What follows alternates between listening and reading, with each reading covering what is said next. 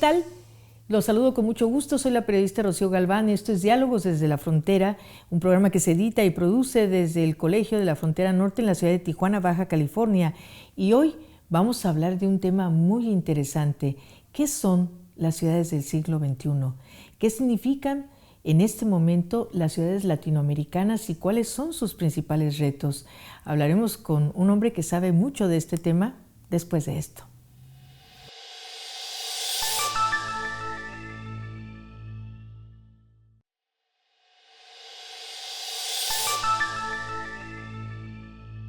Bien, pues voy a presentarles a nuestro invitado hoy en Diálogos desde la Frontera. Es el doctor César Mario Fuentes Flores.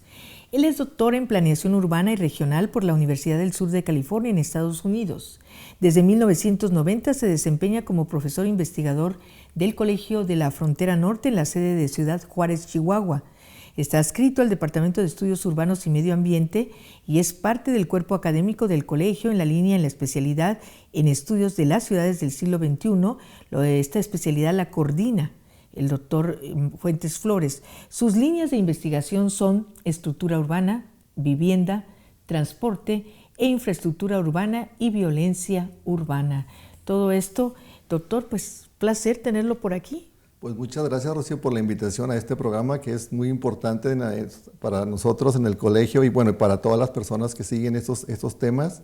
Entonces, pues muchas gracias por la invitación a estar aquí con ustedes. Pues vaya tema, ¿no? Las ciudades del siglo XXI, que es un posgrado de los que se cursan aquí en el Colegio de la Frontera Norte y que pues tiene una duración de 10 meses, pero que es muy importante porque de todo nos quejamos, doctor, la movilidad, los círculos de las ciudades que permanecen marginados, la pobreza, la inseguridad.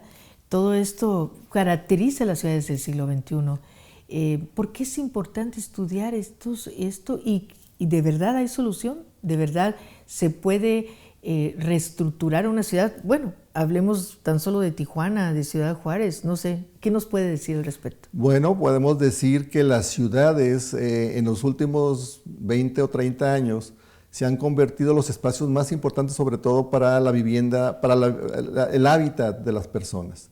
Sabemos que en el mundo más del 70% de la población ya vive en ciudades. Entonces las ciudades se han vuelto en espacios muy importantes, tanto para el bienestar de las personas, como centros de innovación de conocimiento, centros de producción de los espacios, del hábitat, del espacio público, una serie de situaciones positivas podríamos llamar que podemos encontrar en las ciudades. Sin embargo, junto con ello encontramos otra problemática, es decir, tenemos aspectos negativos. Entre ellos podemos hablar de asentamientos irregulares, podemos hablar de falta de infraestructura urbana, fenómenos como la segregación residencial, fenómenos de diferente tipo. ¿La gentrificación? La gentrificación, que está muy de moda en los últimos años.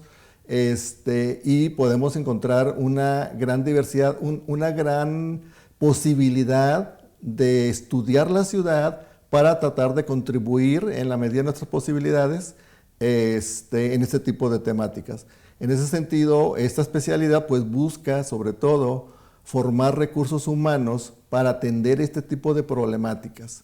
Eso es un programa en línea, es un programa de 10 meses como ya señalaste, en el cual los estudiantes, las personas interesadas, pues pueden encontrar una gran diversidad de temáticas en las cuales ellos pueden aprender cosas nuevas que pueden ser de ayuda en su desempeño profesional o básicamente como conocimiento.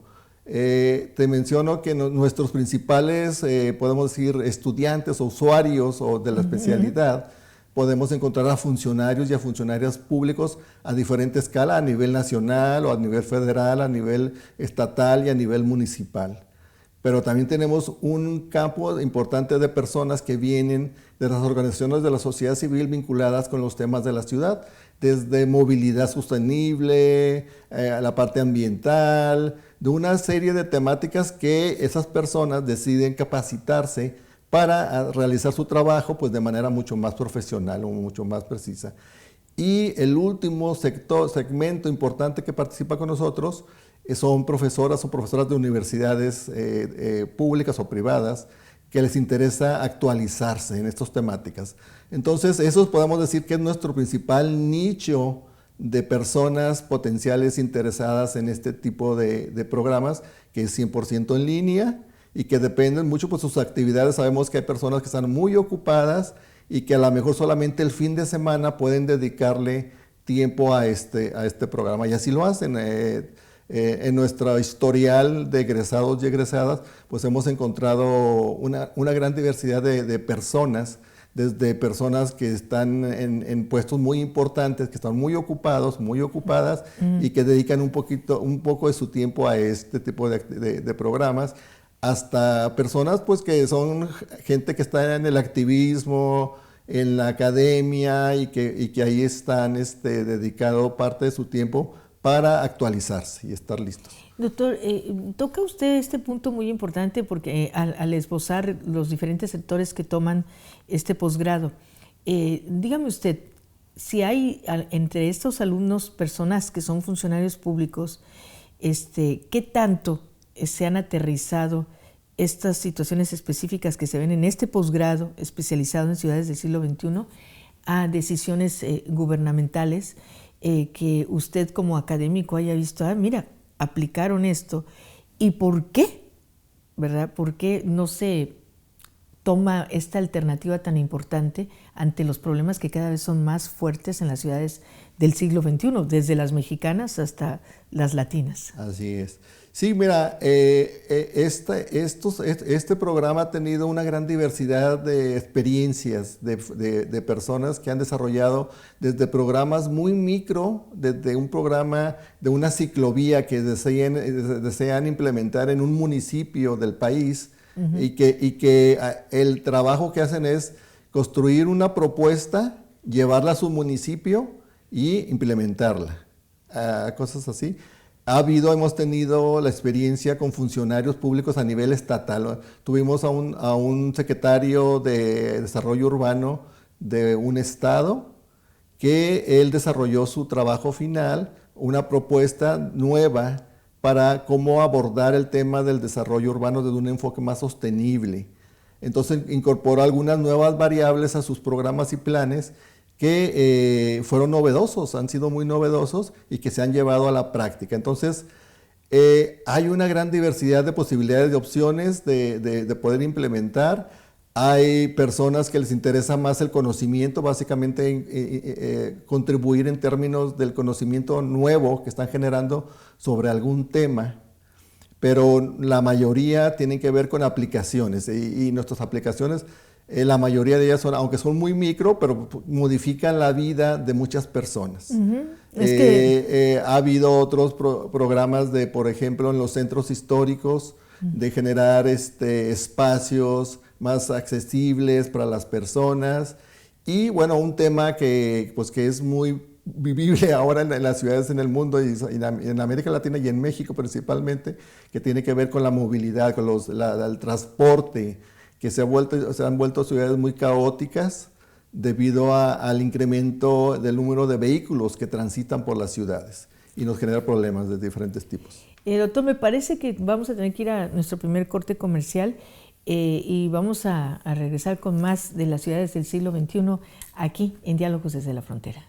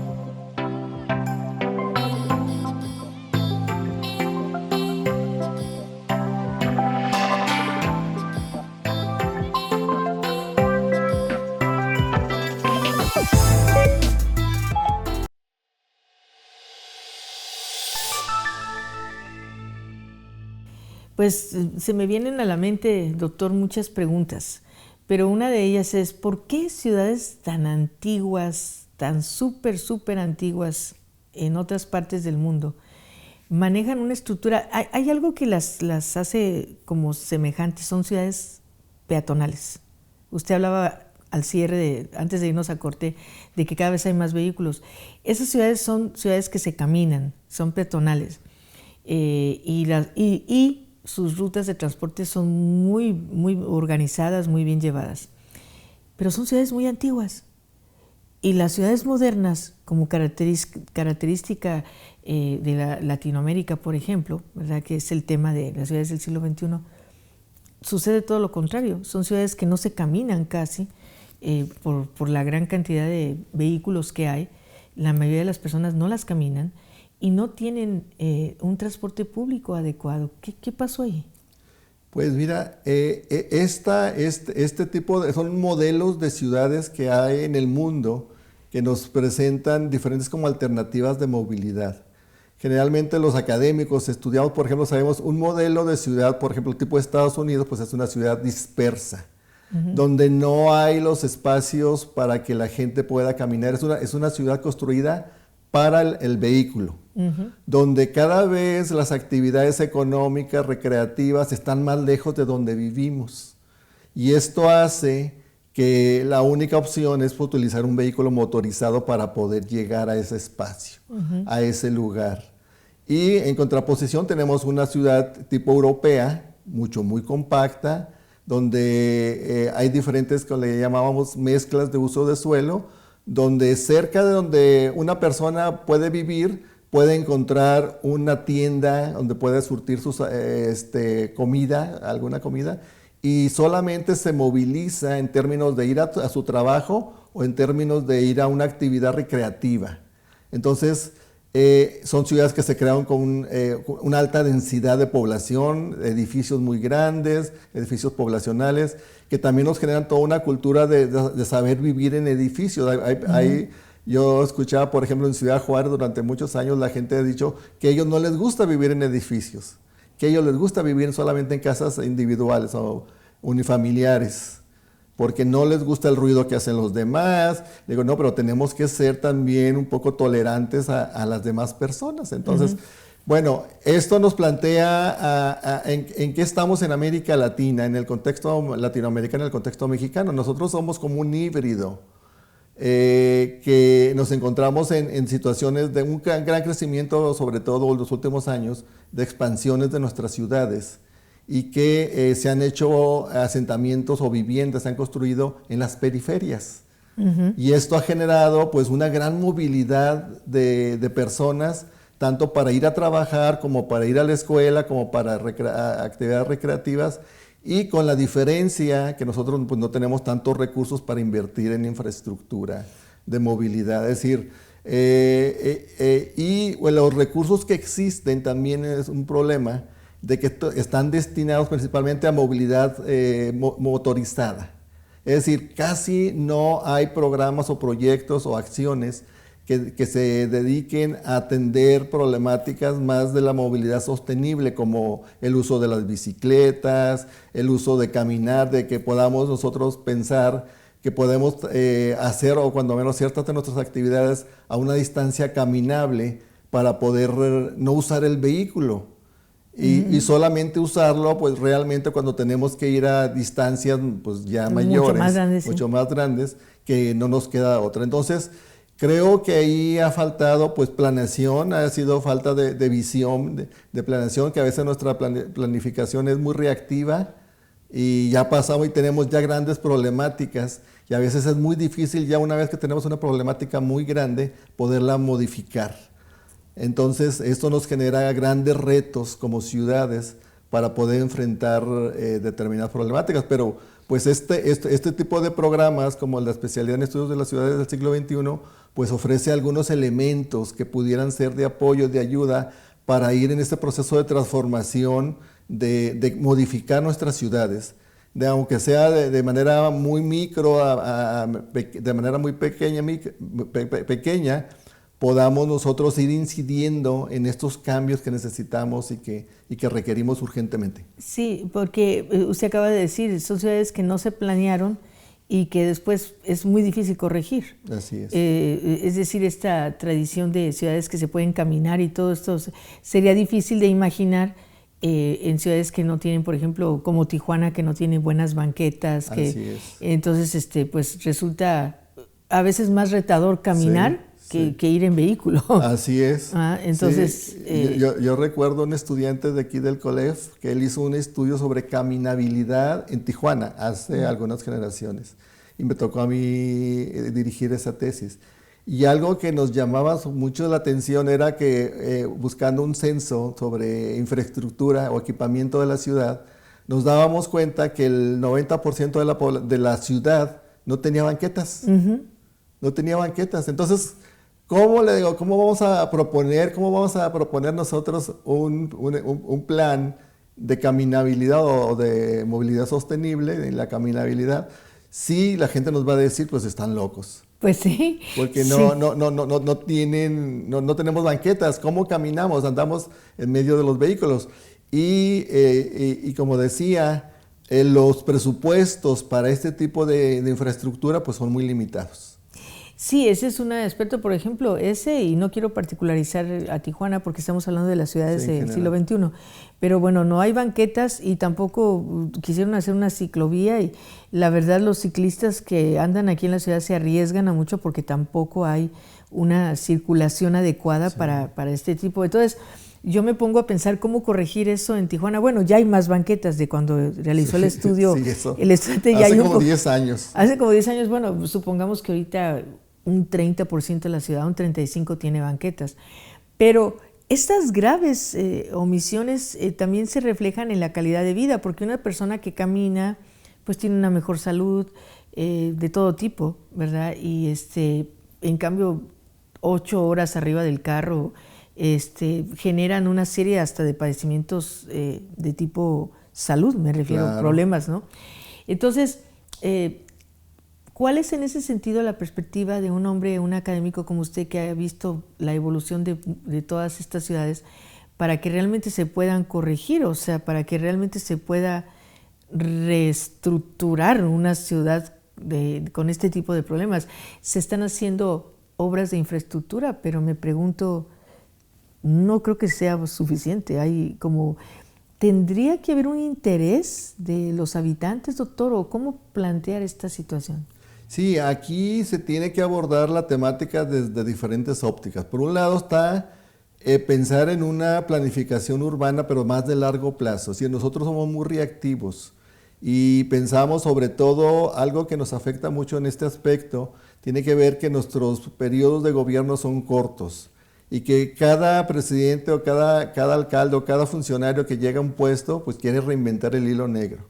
Y a veces en lugar de ayudarnos a mejorar esto, lo perjudicamos porque no tenemos un plan que pueda ser transaccional o diferentes periodos de tiempo y que nos permitan darle seguimiento a lo que ya se propuso por alguien y que aunque no nos toque a nosotros inaugurarlo, pues lo podamos considerar importante. Entonces, eso es algo que creo que es muy importante.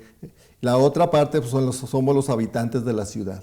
Doctor, ¿qué le parece si dejamos esto en suspenso? Vamos a hacer una pausa y regresamos con la tercera parte de hoy de Diálogos desde la Frontera.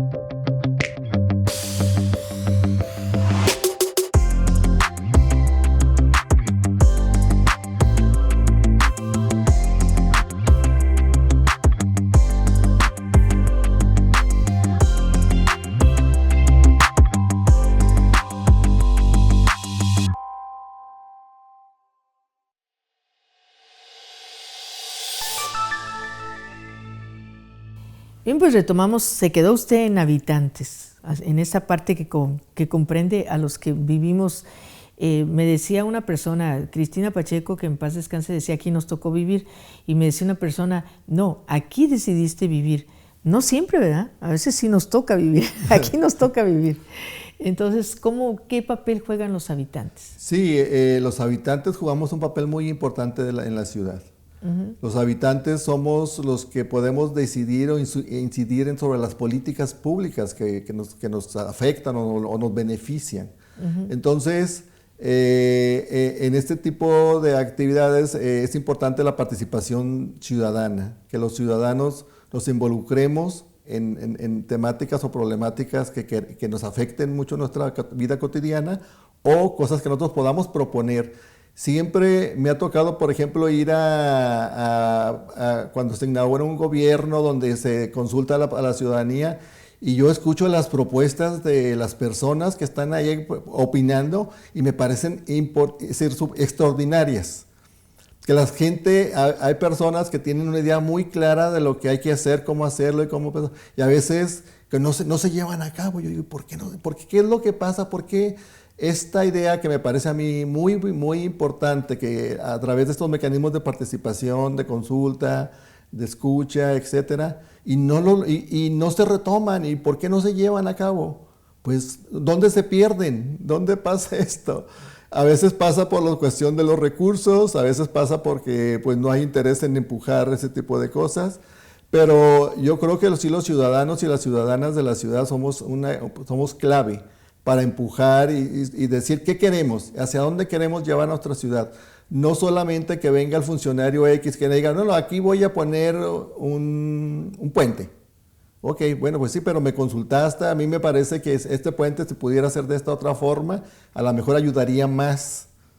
Habría que legislar, ¿verdad, doctor? Habría que hacer toda la parte legislativa y de todos estos procesos de consulta, donde cada vez sean más obligatorios y que no solamente sean obligatorios, porque a veces en muchos de los procesos de los planes de desarrollo se hacen este tipo de procesos, pero pues no se llevan a la práctica. Es decir, se quedan en un documento, en el papel, y muchos de ellos pues no se retoman, ni se llevan, ni se hacen, ni ninguna acción. Y entonces esto también genera frustración entre la ciudadanía. Y la ciudadanía a veces dice, no, pues yo ya he dicho, he estado en diferentes foros, etcétera, y no pasa nada o pasa muy poco. Entonces, esta es una corresponsabilidad entre gobierno, las personas y una serie de factores que son importantes de considerar para poder lograr transformar nuestro espacio, nuestro hábitat. Doctor, antes de que se nos agote el tiempo, en ese sentido, ¿qué ciudades habrían de imitarse a nivel de Latinoamérica? ¿Qué ciudades pueden ser en el handicap de las ciudades mejor planeadas? ¿Y cuáles las peores también, no? ¿Y cómo lograr tener una ciudad bien planeada sin morir en el intento? Sí. Sí, los ejemplos importantes en América Latina tienen que ver con el caso, por ejemplo, de las ciudades brasileñas, específicamente el caso de Curitiba, que es una ciudad en la cual se desarrolló todo un sistema de transporte que fue muy innovador a nivel mundial y que se convirtió en un ícono a nivel la América Latina o de países en desarrollo de planes de movilidad en América Latina. Otras ciudades que han sido también muy exitosas han sido Bogotá en Colombia, con su sistema de transporte, también muy importante, que ha sido ícono y que lo han tratado de imitar en otras partes de América Latina. Algunos han sido exitosos y otros no tanto. Y bueno, casos graves de ciudades con problemas muy, muy graves, pues los podemos encontrar en muchos países de América Latina. No puedo dar un nombre específico. No acabaría la lista. No acabaría la lista, pero Tijuana anda ahí en un buen lugar, porque sí, la verdad, los retos de esta ciudad son muy grandes. Sí, y sobre todo las ciudades de la frontera tienen el gran reto de ser, por su dinámica poblacional, económica, las ha llevado a enfrentar grandes retos de planeación, porque pues crecen de manera exponencial, es decir, su población se va duplicando de manera año con año prácticamente, y esto hace que sea muy difícil poder llevar planes y acciones en un contexto de un fuerte crecimiento poblacional, económico, de diferentes tipos. Entonces, esto es un gran reto que muy pocas ciudades pueden llevar a cabo. ¿Cuáles serían los 5 puntos, de acuerdo con su experiencia, con todo lo que usted ha estudiado, que hacen una ciudad funcional, una ciudad que, vamos a decir, pase del 7 de calificación? Ya no digo 10, pero un 7, 8. ¿verdad? Pues yo pienso que un primer punto es que haya toda una tradición de planificación de la ciudad, donde realmente no sea una planificación reactiva, sino que existan planes de largo plazo y que se cumplan. Y que se cumplan. Y que se puedan cumplir y que los podamos hacer. Ese es un primer punto importante. Un segundo punto es tema que ya hablábamos de la participación de la ciudadanía, que es muy importante que las personas participemos y que demos nuestra opinión, porque somos los usuarios de la ciudad. Somos los que vivimos la ciudad, para bien o para mal. Si una ciudad es muy buena, con un muy buen sistema de transporte, pues la vivimos de manera, mejora mucho nuestra calidad de vida. Pero si es una ciudad que tiene muy mal sistema de transporte o de cualquier otro sistema, equipamiento, pues la sufrimos.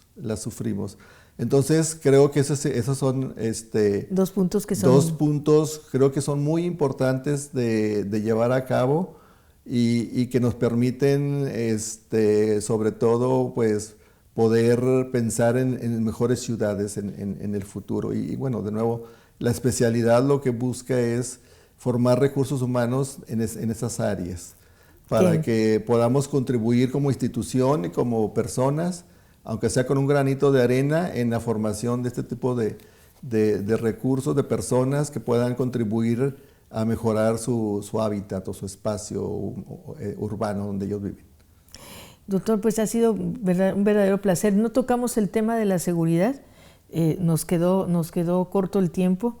Yo lo invitaría a que hagamos ya un programa específico sobre el tema de seguridad en las ciudades del siglo XXI, que pues también es un gran reto, pero de verdad un placer conversar con usted. Muchísimas gracias por aportarnos su conocimiento y bueno, también muchísimas gracias a quienes hacen posible este programa, el equipo que siempre está detrás de mí y que usted no lo ve, Óscar Ochoa, quien es nuestro coordinador de video, y nuestros muy queridos y entusiastas becarios Yareli y Leonardo, que también están hoy con nosotros, que bueno, ya regresaron. Y por supuesto, pues todo el apoyo de quien dirige esto que es el Colegio de la Frontera Norte. Lo invitamos a que visite nuestras plataformas, tanto en YouTube como en nuestras redes sociales, porque va a encontrar información muy valiosa que aportan los investigadores. Y por supuesto, lo invito al próximo Diálogos desde la Frontera.